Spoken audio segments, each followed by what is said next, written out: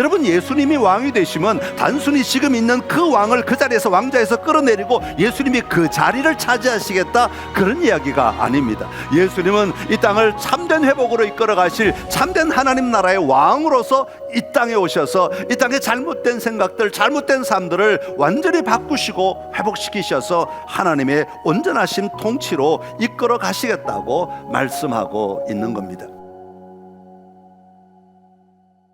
할렐루야. 오늘 마가복음 11장의 말씀을 가지고 우리 마가복음 6번째 시간, 왕이신 예수님이란 제목으로 같이 말씀 나눕니다. 한번 따라 할까요? 왕이신 예수님. 요즘은 텔레비전에 잘 소재로 등장하지 않는 것 같은데, 예전에 텔레비전 사극 같은 것의 소재로 많이 등장했던 것이 암행어사, 많이 참 등장했었죠. 암행어사가 나타날 때는 많은 경우 왕관을 쓰고 말을 타고 오는 경우도 가끔 있지만, 대부분 보면 어떤 모습으로 등장을 합니까? 거지의 옷을 입고, 허름한 옷을 입고, 아직 수행원들 하나도 데리고 오지 않고 몰래 그 마을에 와서 이 마을 고을 원님이나 누가 잘하는지 못하는지, 불만이 뭔지, 어려움이 뭔지, 또 학정을 베푸는 게 뭔지, 이런 것들을 살피고 듣고 그것을 고쳐주려고, 회복시켜주려고 이렇게 암행의사가 분장을 하고 나타나는 경우들이 참 많이 있었습니다. 그러다가 이 암행의사가 어려움에 처하게 되다가 그 어려움 속에서 갑자기 누가 뒤에서 싹 나타나면서 뭐라고 그럽니까? 암행어사 출두야, 그런단 말이죠. 어릴 때 그런 연속곡이나 이런 장면들을 보다가 이 암행어사 출두야 하는 이 소리가 얼마나 속이 시원한지, 안 그래도 답답해갖고 저 죽으면 어떻게, 주인공이 죽으면 어떻게, 저렇게 갇히면 어떻게, 그런 마음을 가지고 있다가 암행어사 출두야 그러면은 길이 쫙 열리면서 말이야, 사람들이 막 나타나면서 칼을 들고 나타나고 창을 들고 활을 들고 나타나서 그 사람들을 다 이렇게 제압하는 장면이 등장합니다. 오늘 말씀을 읽다 보면 사람들이 모여서 호산나 다윗의 자손이야 외치는 장면이 나오는데, 이 장면을 읽다가 이런 대목들이 좀 연상이 되었습니다. 그동안 예수님께서는 10장까지 쭉 오시면서 하나님 나라가 임하였다, 그리고 우리 안에 있는 죄악들을 드러내시고 우리가 어떤 가치관으로 살아야 하며 어떤 생각을 가져야 하며 어떤 것을 향해 나아가야 하는가, 하나님 나라의 가치관에 대해서 쭉 소개하시다가 이제 드디어 11장에 오면서부터 예수님께서 예루살렘 성으로 들어오셨다라는 것으로 시작하고 있습니다.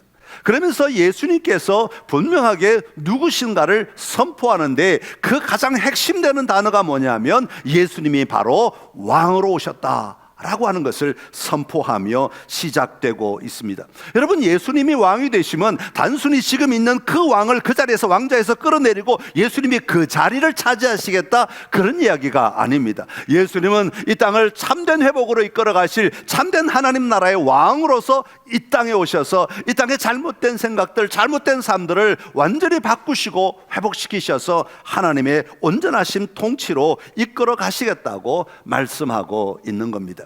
오늘 11장에는 이런 예수님의 왕되심의 모습을 세 가지로 소개하고 있는데, 오늘 그것을 함께 나누면서 왕이신 예수님을 다시 한번 내 삶에 분명히 모시고, 예수님이야말로 내 인생의 왕이십니다, 내 삶의 왕이십니다, 또 내 삶의 자리의 왕이십니다 고백하며 나아가는 우리 모두가 될 수 있기를 간절히 기원합니다.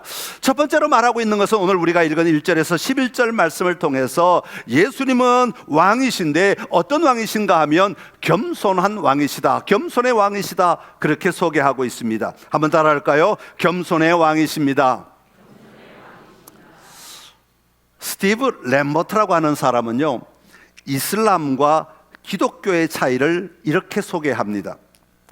이슬람과 기독교의 차이는 모하메드가 메카에 입성하고 예수님이 예루살렘에 입성하시는 방법이 가장 잘 보여주고 있다, 그렇게 설명을 합니다. 모하메드는 메카에 들어갈 때 400명의 기마병과 10,000명의 보병에 둘러싸인 채 군마를 타고 메카로 들어왔다고 합니다.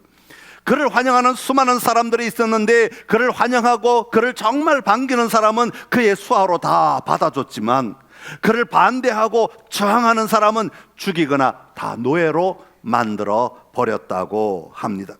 모하메드가 메카를 정복하고 새로운 종교적, 정치적, 군사적 지도자로서 이 메카에 들어가게 된 것입니다. 지금도 터키 이스탄불에 가면 돕카프 궁전이라고 하는 곳이 있는데 여기 보면 모하메드의 칼이라고 추정되는 칼을 보관하고 있다고 합니다. 그러니까 이 모하메드의 상징은 칼이라고 하는 것을 보여주고 있는 거죠. 그러나 예수님은 전혀 다른 모습으로 예루살렘에 입성하셨습니다. 12명의 제자들과 함께 나귀를 타고 예루살렘에 들어오셨습니다. 물론 예수님이 예루살렘에 들어가실 때 그 양쪽에 수많은 사람들이 환호하며 종려나무 가지 잎을 흔들며 예수님을 맞이했습니다. 그러나 이들은 다 누구들이었냐면 자기들의 마음속에 생각하는 그 왕이 예수님이 되시기를 고대하면서 바라면서 환영했던 사람들입니다. 로마의 압제에서부터 그들을 자유하게 하고 이 예수가 왕이 되어서 우리를 회복시키고 우리를 자유케 하며 우리를 다스려줄 그런 왕으로 사람들은 생각하며 이 종려나무 잎을 흔들고 있었던 것입니다. 여러분, 예수님의 예루살렘 입성은 분명히 왕으로서의 입성 맞습니다. 지금부터 예수님은 계속해서 왕권, 하나님 나라의 왕권을 드러내시는 것을 계속해서 볼 수가 있습니다. 그런데 문제는 왕은 왕이시지만 모하메드나 세상의 다른 왕들과 같지 아니하고 겸손한 모습으로 이 땅에 오신 왕이시라고 소개하고 있는 것입니다. 그러니까 자신을 위해 오신 왕이 아니라 저와 여러분을 위해 오신 왕, 우리를 위해 죽으시기 위해 이 땅에 오신 왕이시라고 소개하고 있습니다. 스가랴 9장 9절에서 예언한 대로 이루어진 장면이죠. 우리 같이 읽어보겠습니다. 시온에 따라 크게 기뻐할지어다, 예루살렘에 따라 즐거이 부를지어다. 보라, 내 왕이 내게 임하시나니 그는 공의로우시며 구원을 베푸시며 겸손하여서 나귀를 타시나니 나귀의 작은 것 곧 나귀 새끼니라. 아멘. 여러분, 예수님은 겸손하셔서 나귀를 타셨다고 말하고 있습니다. 예수님이 보이신 이 겸손은 단순히 도덕적 미덕을 이야기하는 것이 아닙니다. 예수님의 구원 방식을 이야기하는 것입니다. 예수님은 다른 것으로 구원하려고 하지 아니하고 자신이 십자가에 달리심으로 말미암아 우리를 대신하여 죽으심으로 말미암아 우리를 구원하셨다라고 하는 것입니다. 여러분, 세상은 총으로 구원하려고 하지 않습니까? 세상은 돈으로 구원하려고 하지 않습니까? 세상은 자기의 권력으로 구원하려고 하지 않습니까? 그러나 예수님은 이런 것들로 우리를 구원하려고 오신 것이 아니라 겸손하게 나귀를 타시고 섬기심으로, 자신을 내어주는 섬김으로 말미암아 우리를 구원하시기 위해 이 땅에 오신 왕이신 것입니다. 자기의 모든 생명을 다 바쳐서 우리를 살리시고 우리를 이끌어 가시기 위해, 인도하시기 위해 이 땅에 오신 예수님이신 것입니다. 사랑하는 성도 여러분, 세상은 이런 모습을 바라보면 실패한 인생 아니냐 그렇게 이야기할지 모르지만 우리는 분명하게 고백해야 합니다. 예수님이야말로 참된 왕이십니다. 예수님이야말로 참된 승리자이십니다. 그리고 그 왕은 나를 위해 십자가에 달리시기 위해 나귀를 타신 예수님, 나귀를 타시고 예루살렘에 들어오심으로 말미암아 우리 안에 놀라운 새로운 생명들을 부여하신 예수님이시라는 이 고백이 우리 안에 분명히 있어야 하는 겁니다.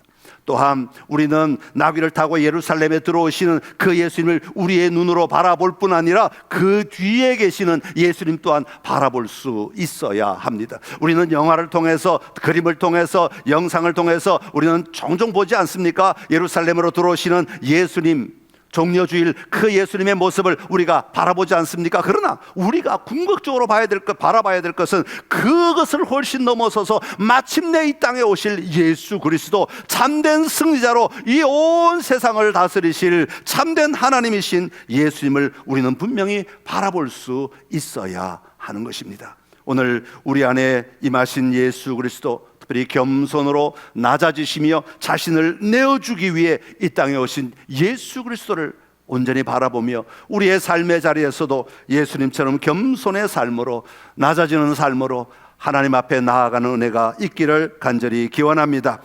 두 번째로 오늘 본문이 소개하는 왕의 모습은 심판하시는 왕이십니다. 한번 따라하겠습니다. 심판하시는 왕이십니다. 예수님께서 길을 가시다가 배가 고프셨습니다. 멀리서 잎사귀가 달린 무화과 나무를 보시고는 혹시 그 나무에 열매가 있지 않을까 싶어 그 나무가 있는 곳으로 다가가셨습니다. 물론 성경에 보면 때가 되지 않았다, 무화과가 익을 때가 되지 않았다, 그렇게 말합니다. 그런데 여러분, 무화과가 익을 때가 되지 않았으면 잎이 무성하지 않아야 합니다.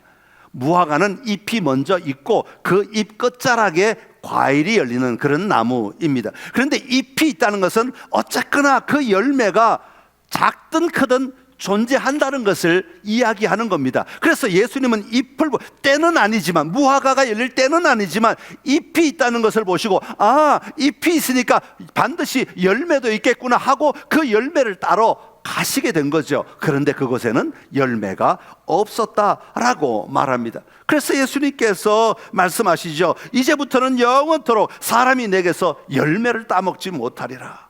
예수님이 화를 내신 거죠. 그랬더니 사람들이, 학자들 가운데요, 이런 사람들이 있어요. 무신론자 학자들이 뭐라고 말하는 거니까, 예수님은 보복적 분노를 하시는 분이시다. 당신이 원하는 것들을 못 얻으시니까 화를 내시는 분이시다, 이렇게 표현을 합니다. 그러나 사실 이건 굉장히 오늘 우리의 삶을 향하여 하시는 말씀인 것이죠. 예수님은 자신의 뜻대로 되지 않는다고 함부로 구는 어린아이와 같은 그런 분이 절대로 아니십니다. 무화과 나무는 이스라엘을 가리키는 겁니다. 겉으로는 잎사귀가 있는 것처럼 보입니다. 겉으로는 유대인이고, 겉으로는 하나님 나라이고, 겉으로는 성전이 있고, 겉으로는 예배하는 것 같아 보입니다. 겉으로는 하나님의 뜻대로 살아가는 것 같아 보입니다. 그러나 그들의 삶의 자리에 가까이 가보니까 그들의 삶에는 열매가 없다는 겁니다. 열매가 없더라는 것이죠. 하나님을 믿는 자로서 하나님 나라의 열매가 하나도 맺혀 있지 않더라는 겁니다. 그걸 가리켜서 위선자라고 표현하고 있는 거죠. 외식한다라고 표현하고 있는 겁니다. 예전만 중요하게 여기고 형식적인 것만 찾고 있고 껍데기만 치장하고, 예수님은 이런 위선을 지금 저주하고 계신 것입니다. 하나님을 믿는다고 하면서도 그 삶의 자리에 아무런 흔적도 보이지 않는 삶을 하나님은 책망하고 계시는 것입니다. 사랑하는 성도 여러분, 예수님은 우리에게도 열매를 찾지 않으십니까? 여러분, 성경에도 계속해서 반복하는 단어 가운데 하나가 열매라고 하는 단어입니다. 예수님께서도 종종 말씀을 하십니다. 내가 교회 다니면서 어떤 성과나 어떤 업적을 남겨야 된다, 그런 이야기가 아닙니다. 내가 예수님을 나의 주님으로, 나의 왕으로 믿고 살아감으로 말미암아 내 삶에 분명히 변화되는 그 변화의 열매가 있어야 한다는 것을 말씀하고 있는 겁니다. 하나님 나라의 가치로, 하나님 나라의 사고방식으로, 하나님 나라의 생각으로 내가 삶을 살아갈 때 내 삶에 그 생각으로 말미암은 열매들이 나타나야 한다는 겁니다. 여러분, 사도 바울은 뭐라고 말합니까? 사도 바울은 너희 안에 성령이 임하였다고 말하죠. 성령이 임하였으면 너희가 성령으로 살아가야 하고, 성령으로 말미암아, 성령이 임하였으면 성령으로 말미암아 성령이 맺는 열매가 나타나야 한다는 겁니다. 그 성령의 열매를 뭐라고 말합니까? 사랑과 희락과 화평과 오래 참음과 자비와 양성과 충성과 온유와 절제와 같은 것들이라는 거예요. 여러분, 열매가 대단한 업적을 남기고 내가 한 나라를 구했다, 한 도시를 구했다, 이런 걸 요구하는 것이 아닙니다. 내 삶의 자리에 내 성품이 바뀜으로 말미암아, 내 사고방식이 바뀜으로 말미암아 내가 살아가는 삶의 태도가 바뀌고, 삶의 방식이 바뀌고, 삶의 방향이 바뀌는 것을 이야기합니다. 그것이 우리 성품으로 나타나는 겁니다. 아무 때나 화를 내고, 아무 때나 욕을 하고, 아무 때나 비난하고, 아무 때나 뭔가를 이루고 막 퍼뜨리는 것이 아니라, 그 삶의 자리 속에 하나님이 다스리시는 것들을 바라보며 우리가 어떻게 이겨낼 수 있느냐, 어떻게 감당할 수 있느냐, 어떻게 풀어갈 수 있느냐, 즉 그것을 우리에게 요구하고 있는 것입니다. 여러분, 우리 주님 다시 오실 때 일어날 일들을 알고 계십니까? 우리 주님이 나중에 다시 오실 때가 되면 우리 주님은 우리 모두를 심판대 앞에 세우신다고 말씀하십니다. 선악간에 분별하시겠다고 말씀하고 있는 겁니다. 그것은 우리가 어떤 열매를 맺으며 살아갔느냐, 우리가 어떤 열매를 맺으며 살아가고 있느냐를 주님은 보이게 하시겠다고 말씀하고 있는 것이요. 사랑하는 성도 여러분, 우리 안에 종교적 거칠애가 아니라, 형식이 아니라, 여러분 예수 그리스도가 내 안에 왕으로 오심으로 말미암아 맺어야 하는 참된 생명의 열매들이 맺히며 살아가는 은혜가 오늘 우리 안에 있기를 간절히 기원합니다. 마지막으로 세 번째 보여주시는 왕의 11장 뒷부분에 나오는 왕의 모습은 회복시키는 왕의 모습을 보여주고 있습니다. 그렇다면 우리는 어떻게 살아야 하는가? 그것을 말씀하기 위해 성전을 정화하시는 이야기를 소개하고 있습니다. 예수님께서 성전에 들어가셨습니다. 그런데 성전에는 매매하는 자들과 돈 바꾸는 자들과 비둘기를 파는 자들이 있었다 그랬어요. 여러분, 비둘기는요, 이스라엘 백성들이 하나님 앞에 제물을 바칠 때 가장 가난한 자들이 바치는 것 가운데 하나가 비둘기 파는 자들. 이 말은 무슨 뜻이냐면 그냥 싹쓸이하고 있다 그 말이에요. 이 이스라엘 백성들의 모든 삶에 가장 가난한 자들까지 다 빼앗으며 사기를 치고 있다, 이런 얘기를 하고 있는 것입니다. 성전에 들어오는 자들 상대로 돈을 벌고 있었던 것입니다. 성전 제사장들은요, 재물의 엄격한 규정을 자꾸 매깁니다. 이렇게 하면 재물이 되고 이렇게 하면 안 되니까 이건 다시 받고 다시 돌려보내, 이건 안 돼, 다른 것 가져와, 다른 것 가져와, 계속해서 그렇게 하면 그들이 결국은 어디서 구해야 되냐면 성전 마당에 팔고 있는 것들, 그 마피아들이죠. 마피아, 종교 마피아들 아닙니까? 이 마피아들이 파는 것들만 사와야 되는 거예요. 이들이요, 자료에 보면요, 몇 배를 남겼냐면 평소 가격에 15배를 남겼대요. 짐승 재물만 25만 마리가 들어간대요. 여러분, 이게 요즘에 이런 하면 감옥에 몇 년 가는지 잘 모르겠네요. 정말 생각하면 정말 어마어마한 일이죠. 마땅히 하나님 앞에 제물로 바쳐져야 될 희생 제물을 마피아들이 파는 것 아니면 절대로 안 된다고 합작을 해서 이들을 미혹하는 이 삶의 모습. 예수님은 그들 안에서 강탈, 뇌물, 탐욕, 부정직을 보고 계셨던 것입니다. 그리고 이런 그들의 상을 뒤집어 엎으십니다. 내 집을 강도의 소굴로 만들었도다 그러면서 상인들을 쫓아내셨다고 말합니다. 여기 상인들을 쫓아냈다고 할 때 쫓아낸다라고 하는 이 단어는 언제 사용되는 단어인가 하면, 귀신 들린 사람에게 예수님이 다가가셔서 그 귀신을 쫓아낼 때 사용하는 단어와 같은 단어입니다. 그러니까 귀신이 그 사람을 지배하고 있다가 쫓아냈다는 말은 그 사람을 지배하지 못하도록 완전히 밖으로 내몰아버려서 이 사람이 정상이 되었다라는 것을 이야기할 때, 쫓아냈다 할 때 쓰는 단어가 이겁니다. 그러니까 예수님이 성전에 가셔서 이런 상인들을 쫓아내셨다는 것은 이 상인들이 이곳에 있어서는 안 되고, 이 상인들이 이 성전 밖으로 다 내버리시고 이 성전이 정상적으로 회복되도록 만드셨다라는 의미를 담고 있는 거예요. 그래서 온전히 이 성전이 성전다운 곳이 되도록 우리 주님이 만드셨다는 것을 이야기하고 있는 겁니다. 여러분, 오늘 우리가 성전 아닙니까? 사도 바울은 우리가 성전이라고 말합니다. 여러분, 성전된 우리가 하나님과 교제하며 날마다 살아가는 삶을 살아가는 것, 이게 성전의 가장 중요한 삶의 이유입니다.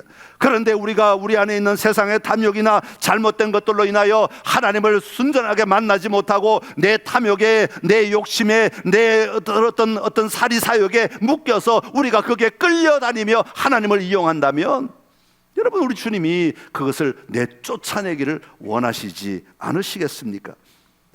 잘못된 것을 쫓아내며 하나님을 온전히 누리기를 원하시는 것이 예수님이 오늘 성전에서 왕으로서 하고 계시는 중요한 일 가운데 하나라고 말하고 있습니다. 사랑하는 성도 여러분, 오늘 우리 안에 회복되어야 될 것은 우리 자신입니다.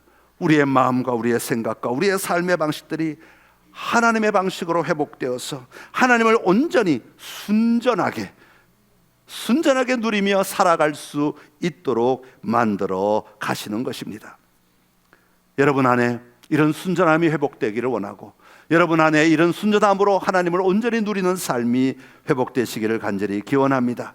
오늘 우리는 왕으로 오신 예수님의 세 가지 특성을 살펴봤습니다. 첫 번째는 겸손함으로 오셨다. 두 번째는 심판하시는 왕이시다. 세 번째는 회복시키시는 왕이시다. 그렇게 말씀하고 있습니다. 여러분, 이 왕을 여러분의 삶의 자리에 언제나 모시며 살아가시기를 간절히 기원합니다. 우리가 해야 될 중요한 고백이 하나가 있습니다. 예수님, 이 순간 내 삶의 왕이 되어 주십시오.